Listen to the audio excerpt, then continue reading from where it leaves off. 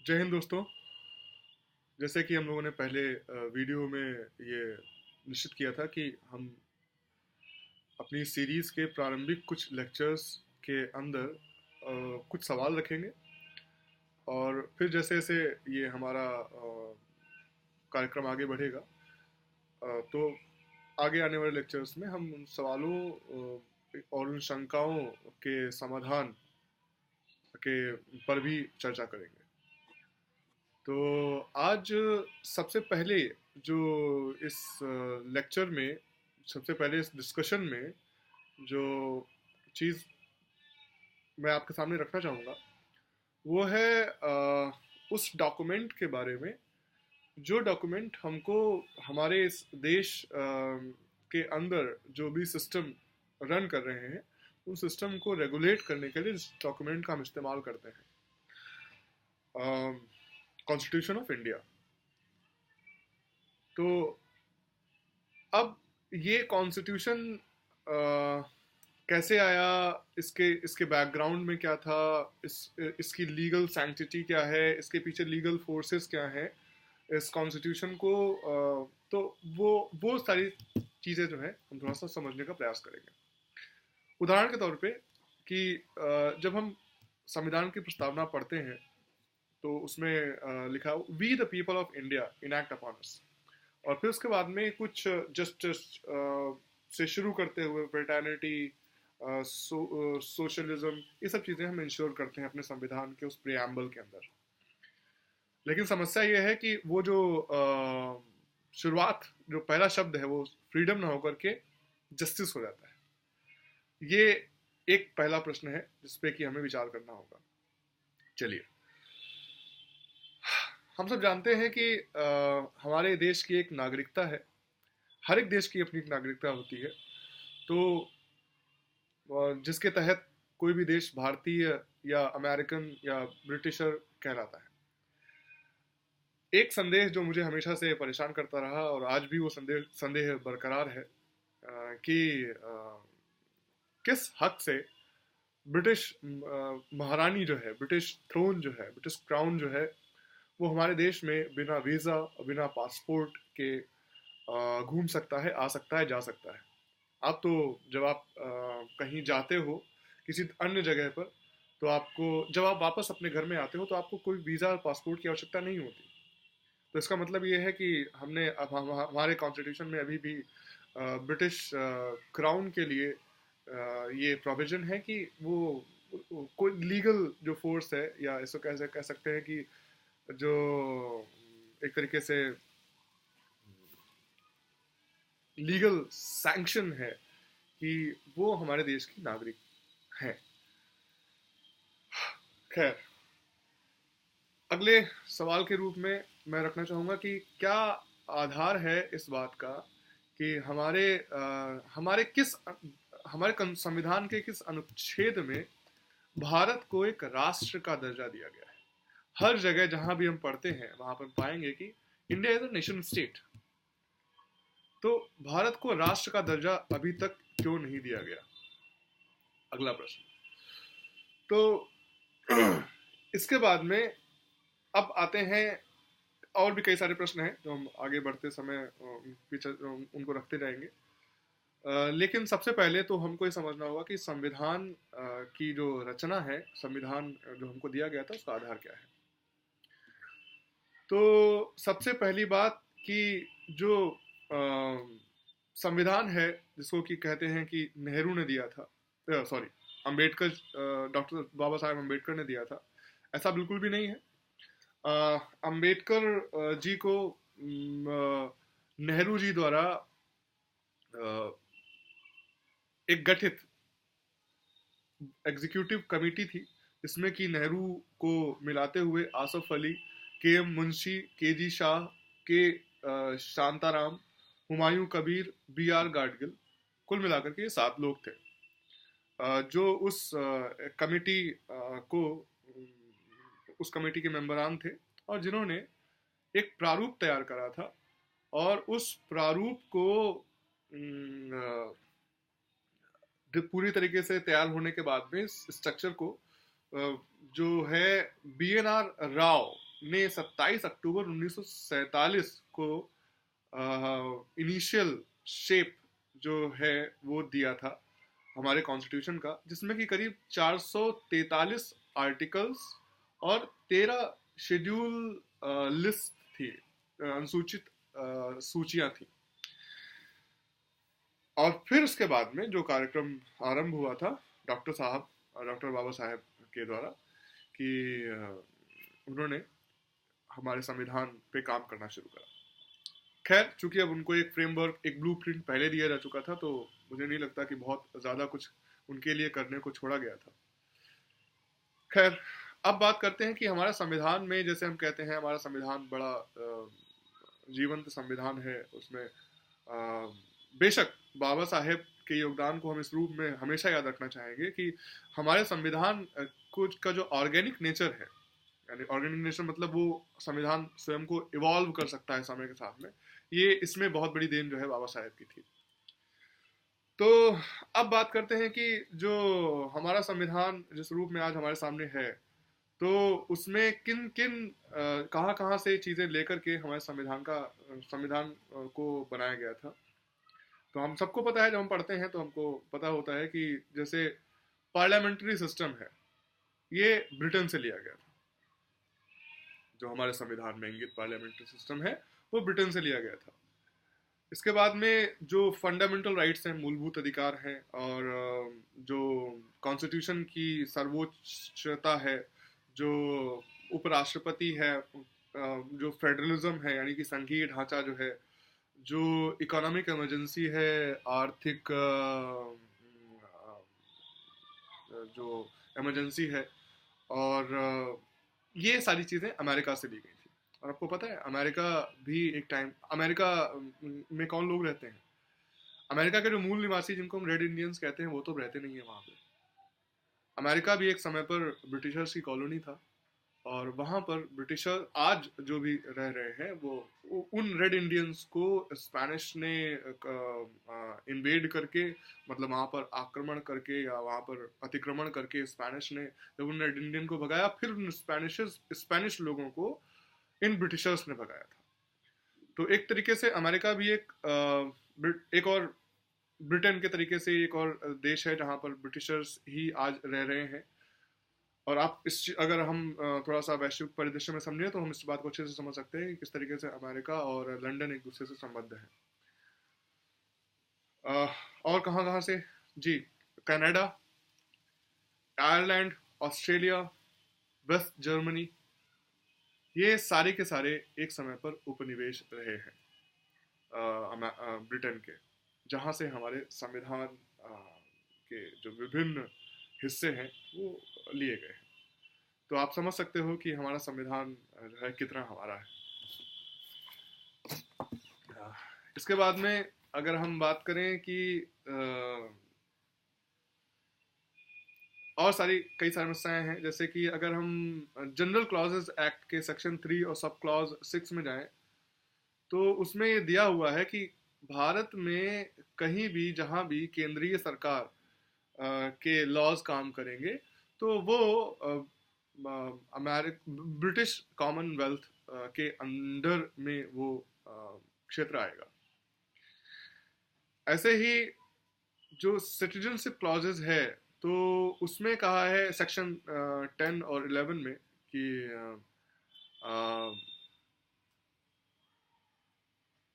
जितनी भी कॉमनवेल्थ हैं पूरी दुनिया में, उन कॉमनवेल्थ में कहीं से भी जो है कहीं का भी नागरिक, किसी भी कॉमनवेल्थ का नागरिक किसी दूसरे कॉमनवेल्थ का नागरिक स्वयं हो जाता है। तो इतने सारे कंफ्यूजन्स नागरिकता को लेकर के ही है हमारे कॉन्स्टिट्यूशन के अंदर। और फिर बात आती है कि ये अच्छा चलिए, ये कॉन्स्टिट्यूशन हम जब हम कहते हैं कि प्रियम्बल में we the people of India have given this to us, तो अब समस्या ये आती है कि चलिए हमने अंगीकृत तो कर लिया, लेकिन हमको ये दिया किसने था?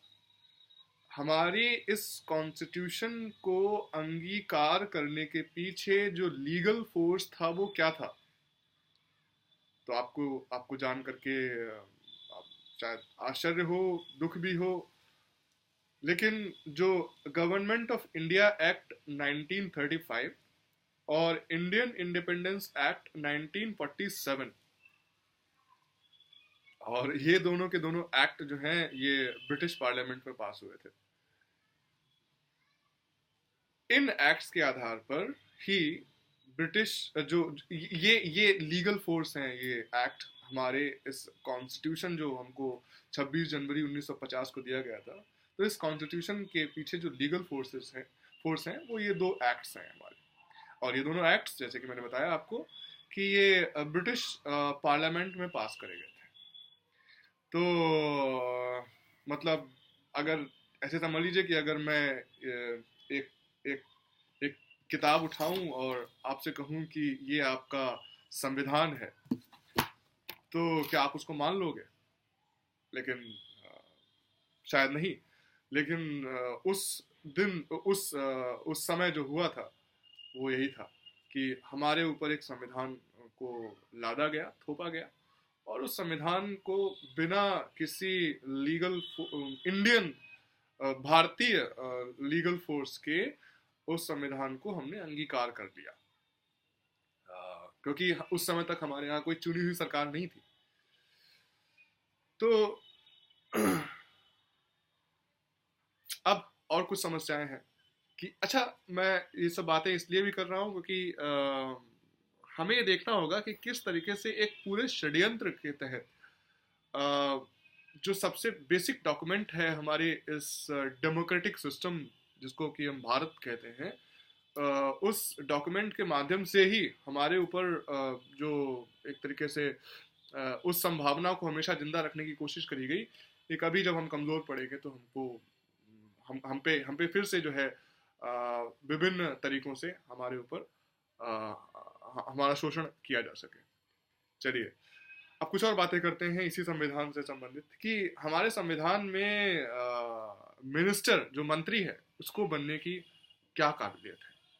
हाँ, सांसद बनने की काबिलियत बेशक है कि आपको नागरिक होना चाहिए, दिवालिया नहीं होना चाहिए, भारत का नागरिक होना चाहिए, पागल नहीं होना चाहिए, लेकिन एक मंत्री बनने के लिए क्या लीगल सैंक्टिटी है, किस अनुच्छेद में दिया हुआ है कि मंत्री बनने की क्या काबिलियतें हैं, पहली बात। दूसरी बात कि आर्टिकल 333 जो हमारे कॉन्स्टिट्यूशन का है उसमें क्या वजह है। उस आर्टिकल 333 में ये स्पष्ट तौर पे दिया गया है कि Indian parliament can not be completed, Indian parliament will have to have 2 Britishers as its members. और आपको पता है वो 2 ब्रिटिशर्स जो अनुच्छेद 333 के तहत जिनका कि हमारे पार्लियामेंट का हिस्सा होना जरूरी है, तो वो राष्ट्रपति उसका मनोनयन करता है और वो ब्रिटिशर्स जो है लंदन में बैठ करके हमारे पार्लियामेंट की गतिविधियों का हिस्सा होते हैं। इसके बाद में जो 8वीं अनुसूची है उसमें 22 लैंग्वेजेस हैं, 22 भाषाएं हैं, और उन भाषाओं में कहीं भी अंग्रेजी नहीं है। तो फिर अंग्रेजी को क्यों जो है हमारे देश के पार्लियामेंट, विधानसभाएं, सुप्रीम कोर्ट और हाई कोर्ट में लिखत पढ़त की भाषा क्यों बनाए रखा गया है अभी भी है। इसके अलावा कुछ और क्वेश्चंस हैं, कुछ और प्रश्न हैं कि जैसे एक मिनिस्टर का जो रेजिग्नेशन है उसके अनुच्छेद में जो है वो किस अनुच्छेद में इंगित करा हुआ है। एक मिनिस्टर का जो रेजिग्नेशन है, कैसे त्याग पत्र दे सकता है एक मिनिस्टर, ये किस अनुच्छेद में इसकी बात करी गई है। दूसरी बात कि एक प्राइम मिनिस्टर का अपॉइंटमेंट किस आधार पर होता है, यानी कि एक प्रधानमंत्री जो हमारे देश का है वो अगर संसद सदस्य नहीं भी है तो भी वो हमारे देश का प्रधानमंत्री बन सकता है, ये इसका आधार क्या है। ये किस अनुच्छेद में मेंशन करा हुआ है। दूसरा कि जब मिनिस्टर एक पार्लियामेंट का मेंबर, लोकसभा का सदस्य या राज्यसभा का सदस्य हुए बिना हम कोई मिनिस्टर बन सकता है, तो फिर वो मिनिस्टर जो है वो क्या कारण है कि वो वोटिंग जो पार्लियामेंट के अंदर होती है उसका हिस्सा बन सकते हैं, उसमें शामिल होते हैं। यानी कि जो कार्यपालिका है हमारी और जो हमारी विधायिका है, तो उनको एक साथ में कंफ्यूज क्यों किया गया है हमारे इस कॉन्स्टिट्यूशन में अंदर, या फिर उस कंफ्यूजन को दूर करने के लिए हमारे कॉन्स्टिट्यूशन के अंदर ऐसा कौन सा अनुच्छेद है, ये कुछ प्रश्न है। यानी कि ऐसे समझ लीजिए कि एक मंत्री जो ऊपर से टपकाया जा सकता है बगैर इसके कि उसकी कोई वो कोई चुना हुआ नहीं है, चुनाव प्रतिनिधि नहीं भी हो सकता है। ये संभाव ये हमारे कॉन्स्टिट्यूशन में इंगित है, और इंगित नहीं है कि वो चुना हुआ प्रतिनिधि ही होना चाहिए। तो वो अगर चुना हुआ प्रतिनिधि नहीं है तो फिर वो कैसे हमारी वोटिंग का हिस्सा हो सकता है। मिनिस्टर्स जो हैं वो हमारी कार्यपालिका का हिस्सा है, और जो सांसद हैं वो हमारी विधायिका का हिस्सा है। तो फिर कार्यपालिका और विधायिका को गड़बड़ करके कंफ्यूजन क्यों क्रिएट किया गया है, या फिर उस कंफ्यूजन को दूर क्यों नहीं किया गया इस के अंदर। तो उसके कारण आप समझ सकते हैं कि कहीं ना कहीं उन मंत्रियों के रूप में इस कॉमनवेल्थ, भारतीय कॉमनवेल्थ में कुछ संभावनाएं हमेशा बनी रहती हैं उस उन ब्रिटिश इंटरेस्ट की। चलिए, ऐसे ही कुछ सवाल कि जैसे मैंने अभी आपको कार्यपालिका और विधायिका में कंफ्यूजन की बात करी, जो हमारे मंत्रियों के सदन की जो कार्य विधि है उसका हिस्सा बनने की वजह से पैदा होता है। ऐसे ही न्यायपालिका न्यायपालिका में जब हम न्यायमूर्ति न्यायाधीश का जब मनोनयन होता है, तो उस अपॉइंटमेंट में प्राइम मिनिस्टर और लॉ मिनिस्टर का रोल क्यों है, क्यों जो है वो फाइल हमारे देश के प्रधानमंत्री और कानून मंत्री के पास में जाती है। न्यायपालिका को तो स्वतंत्र होना चाहिए। वो जो मनोनयन है वो राष्ट्रपति और सीजेआई के द्वारा ही, मुख्य न्यायाधीश जो भारत के हैं उनके द्वारा ही होना चाहिए। ऐसे ही कहाँ लिखा है, दो बार हमारे देश में उप प्रधानमंत्री बनाए गए हैं, हमारे संविधान के अंदर ये प्रोविजन कहाँ दिया हुआ है। ऐसे ही जो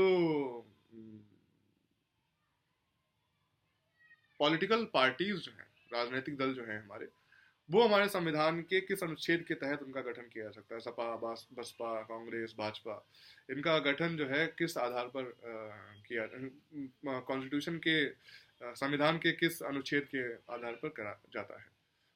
लीडर ऑफ अपोजिशन, ये कहाँ पर मेंशन है हमारे कॉन्स्टिट्यूशन के किस अनुच्छेद में इसकी बात करी गई है। और एक अल्पमत की सरकार को गिराने की बात हमारे संविधान में कहाँ पर करी गई है। जीरो आवर, शून्य काल जो है ये कहाँ से आ गया, ये हमारे संविधान में कहाँ से आ गया। और किस आधार पर, हमारे संविधान के किस अनुच्छेद के आधार पर जो हमारे पार्लियामेंटेरियंस हैं, जो संसद सदस्य हैं, वो अपनी ही सैलरीज को रेगुलेट कर सकते हैं, ये संविधान के किस अनुच्छेद के आधार पर है। चलिए, ये कुछ सवाल थे जो शायद मुझे लग रहा है कि आपको शायद समझ में आए कि ये सवाल मैंने क्यों उठाए, कि कहीं ना कहीं अभी भी हम उस संविधान के रूप में, हमारे बेसिक डॉक्यूमेंट के रूप में, हमारे ओरिजिनल डेमोक्रेसी के रक्षक के रूप में जो डॉक्यूमेंट हमको दिया गया है, उसमें ही तमाम सारे कन्फ्यूजन्स इस रूप में हैं कि एक तरीके से हम आज भी एक ब्रिटिश उपनिवेश वाद को अपने ऊपर लादे हुए हैं। चलिए, ख़त्म करने से पहले मैं एक तथ्य और आपके सामने रखूंगा कि जब 1885 में जो उस समय 57 में जो गदर हुआ था, उसके बाद में 1885 तक जो कवायदें चली थी, तो उन कवायदों के बाद में W.H. ह्यूम ने A.O. ह्यूम ने 1600 पेजेस की एक थीसिस जो है ब्रिटिश पार्लियामेंट के सामने रखी थी। ये ब्लैक एंड वाइट में है, आप चेक कर सकते हैं इस बात को। तो उसमें उसने कुछ सूत्र दिए थे कि किस तरीके से हम भारत में अपने राज्य को कंटिन्यू करने के लिए हमें कुछ बदलाव करने चाहिए, तो उनके बारे में बात करी थी मिस्टर ह्यूम ने। तो उसमें सब दो दो मुख्य बिंदु जो मैं यहाँ पे रखना चाहूँगा वो ये कि पहला बिंदु जो उस थीसिस का था वो ये कि जितने भी ब्रिटिश मेंटालिटी के जितने भी लोग हैं उन सबको एक प्लेटफॉर्म पे आना चाहिए, और वो प्लेटफॉर्म राजनीतिक होना चाहिए, वो एक पॉलिटिकल प्लेटफॉर्म होना चाहिए। और आपको पता है कि भारतीय राष्ट्रीय Congress, Indian national Congress, was formed on this in the backdrop of this. तो कांग्रेस का गठन इस तरीके से हुआ। किस तरीके से कि जो समान मानसिकता के ब्रिटिश मानसिकता के जो लोग हैं उन सबको एक मंच पे लाया जाए। अब उसके बाद में जो है फिर आता है कि डिवीजन क्रिएट करा जाए किस तरीके से भारतीय समाज में। ये दूसरा सूत्र था। एक अन्य सूत्र था, इसका अन्य महत्वपूर्ण सूत्र था कि जमींदारी, राय बहादुरी और जो लगान है, जो सवर्ण और दलित है, अब डिप्रेस्ड क्लास की पहली बार बात जो है तभी करी गई थी, ब्रिटिशर्स के द्वारा ही करी गई थी, जिसको कि आज हम दलित कहते हैं, जिस डिप्रेस्ड क्लास का जो हिंदी अर्थ है। जो तो ये सारी फॉल्ट लाइंस, हिंदू मेजॉरिटी, मुस्लिम माइनॉरिटी या अन्य माइनॉरिटीज जो है, ये सारी चीज़ें मेंशन करी गई थी। आपको पता होना चाहिए कि पहली बार जो है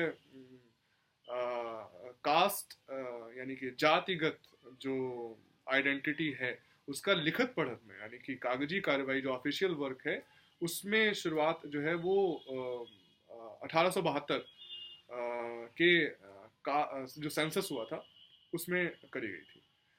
तो जनसंख्या जनगणना जो हुई थी उसमें करी गई थी कि आप अपनी कास्ट, अपने धर्म को जो है इंगित करें। तो ये कुछ समस्याएं हैं, ये कुछ प्रश्न हैं जो आज हमने कॉन्स्टिट्यूशन के में जो कन्फ्यूजन्स हैं उनके माध्यम से पॉइंट आउट करे हैं। उम्मीद करूंगा कि इस वीडियो के नीचे जो आप है कमेंट बॉक्स में जा करके आप इस डिस्कशन को आगे बढ़ाएंगे, और आप ऐसे कुछ सवाल आपके हमारे पास आएंगे जिन सवालों पर हम आगे भविष्य में चर्चा करना चाहेंगे। और बाकी ये पहला ही लेक्चर है इस पूरे सीरीज का। भविष्य में जो है हम और विषयों पर चर्चा करेंगे समय के साथ साथ।